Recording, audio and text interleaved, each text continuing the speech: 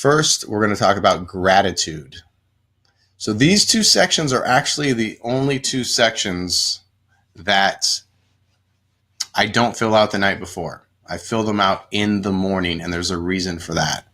Or when we wake up, we want to put our brain in the right space. And in order to do that, when you think about something that you're grateful for, and it could be a cup of coffee, it could be a family member, it could be whatever it is that you are actually grateful for, you write it in here, it sets your brain into a better mood automatically.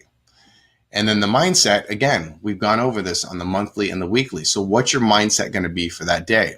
Many times for me, if I know I have a lot to do, but I'm in a really good space, I'm just in a groove. And so I'll write down groove, or maybe it's going to be a tough one. I'm going to grind, or maybe I'm relaxing that day. I'll put down relax or just enjoy. So what's your mindset for the day? This little section right here is extremely important. Winning your morning means you're setting yourself up to win your day. We all want to win our days, but in order to do that, you have to win your morning. In order to win your morning, you need to have a set of 3 to 5 things, in my opinion, that you automatically do, and to accomplish them. They can be making your bed. They could be taking a shower, making your coffee, whatever.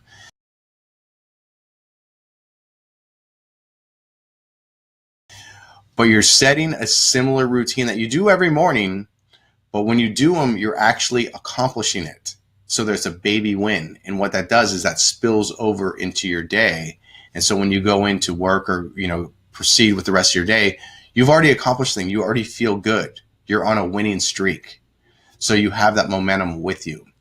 I'm going to give you an example of my morning routine and how mine works. And I like to use the acronym PEM, P-E-M, which is physical, emotional, and mental. So I like to add these 3 elements into my morning routine because I believe it's important. So here's what I do. I wake up and I brew tea, and I brew it the same way you brew coffee. So I turn it on the machine, and then I go and I do a breathing exercise. And this kind of gets my body going, but it's also gets me emotionally set for the day. It's kind of my emotional baseline. And when I'm done with the breathing exercises, my tea is usually done. So I pour my cup, and then while it's cooling, I do a quick 60 to 90 seconds worth of stretching, very light stretching, but it gets the blood flowing. So that's my physical aspect, and that gets me kind of going.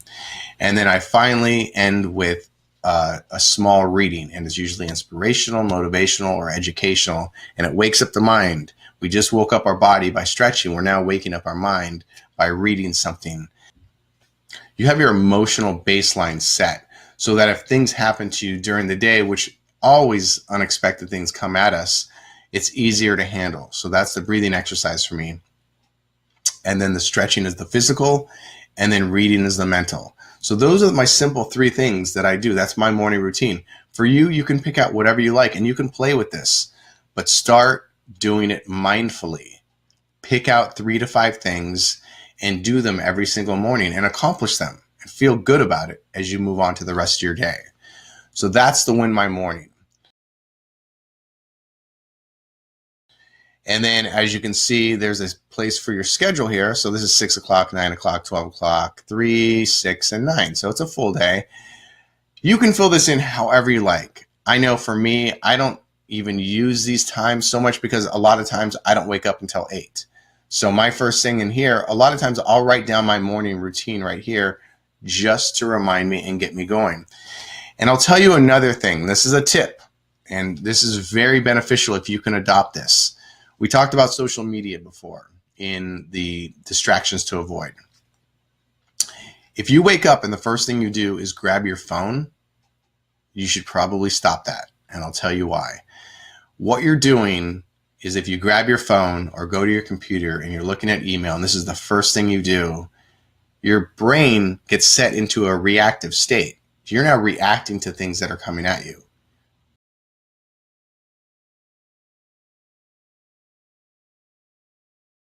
This is setting your brain up for the rest of the day. So the rest of the day, you are now reacting instead of acting. You want to be proactive in your life, accomplishing, progressing, not reacting. Does that make sense? So that could be one of your morning routines, to not pick up the phone. At the beginning, it is hard. I'm not going to lie. It took me weeks until it became the habit that it did, which, by the way, I had to set reminders over here. And it was like, don't pick up your phone in the morning. And what I would do is I'd actually put Post-its on my phone just for a few days, just to really kind of set it in. The reminders are the ways to create those habits, as we talked about. So if you can do that in the morning, that's a big thing. So anyway, so this is your schedule for the day. Write it in however you want. And then I gave you a big open space here to do whatever you want with it. A lot of times I just write in things that happen during the day, or things that I remember I should do, or whatever. It's up to you. It's your true path. Make it your own. So today I'll be mindfully. We've talked about mindfulness and how important it was. And I'm going to give you 13 weeks of mindfulness. So every week I'm going to give you a different exercise, a different sort of part of being mindfulness that you can practice on your own to help you become organically mindful. So every day you're going to go in here and put down what you're going to do. Why practice mindfulness? I think, as I said, it strengthens your brain. I'm just going to kind of explain this. So we have what we call our me center, and this is kind of our experiences and who we are. And then we have our fear center, and then we have our assessment center. The fear center is the emotions. The assessment center is our logic. So we're animals. So naturally, our neural pathway from our fear center to our me center, who we are, is very strong. And the neural pathway from the assessment center, our logic center, to me center, us, is not as strong. The more you practice mindfulness, you decrease the fear center neural pathway and you increase the assessment center. So now when those emotions come up and hit you, instead of going off on a tangent or a handle, or saying something that you don't want to say to somebody, your logic will catch up with it and allow you to be more rational in your response. That is one thing that mindfulness does. So it changes your brain in that aspect. It also increases your mood. It increases your memory, that your focus, your attention, your emotional intelligence. It decreases your stress. Your stress and anxiety automatically go down. And I'm not sure if you know it, but stress is basically the trigger to almost everything in our life that goes wrong. It decreases our immune system. So by practicing mindfulness, you're increasing your immune system and being healthier. So you're exercising your brain and you're being healthier, having a stronger immune system. So why wouldn't you do it? Just a few reasons why today I will be mindfully. This section is so important, and the 13 weeks to mindfulness. And by the way, I do have a separate 13 video series, which is 13 weeks to mindfulness, that will help you. Every single week, I give you tips, tricks, and techniques on how you can use whatever exercise I give you to help you get to that next level. The day in review. So just like we did the month in review and we did the week in review, now we're doing the day in review, but we leave it to the end because this is what we fill out at the end of the day. So we're done with our day. We're sitting down and we're about to write down our next day, right? But before you do that, you want to assess how today was. So I have over here food, move, and social. So here you have food, and obviously that is, what are you putting in your body? You get out what you put in, not just both physically, but mentally as well. So what are you putting in? What kind of fuel are you putting in your body? So you can put good, okay, 1 to 10, however you want to, whatever you want to put in here. Move. Now I put move instead of exercise because not everybody exercises. So how much did you move today?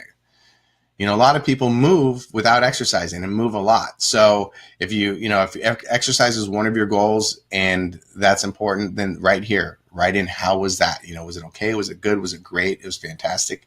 Up to you. And then social. Social is actually your environment. So the environment we are in is extremely important. I'm sure you've heard the saying that we are whoever the 5 people we hang out most with, that's who we become. So your environment is extremely important, whether it's negative, positive, all of that stuff. So you want to be in a positive environment. So that's what the social is. So look at your day and think, okay, I was at work and I was around these people and this is what I did. How was it? Was it good? Was it bad? Was it okay? So that's there. So that's what these 3 sections are for. And then the gray box, what do we do in this? 1 to 10. So how was your day overall? Let's say it was a 7. It was a pretty good day. Not amazing, but it was good. Then why? Why was it a 7? Why did you give yourself a 7? This is important. Remember, write down a few words. And then finally, learn. What'd you learn today? Because if you're not learning, you're losing. We've talked about learning throughout this process, and this is extremely important. This is the most important question, in my opinion. So what'd you learn today? And it could be a fact. It could be a fun fact, like zebras cannot be domesticated.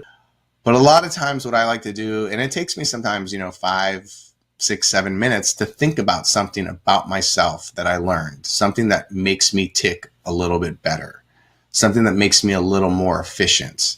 And whatever that is for you, that's up to you.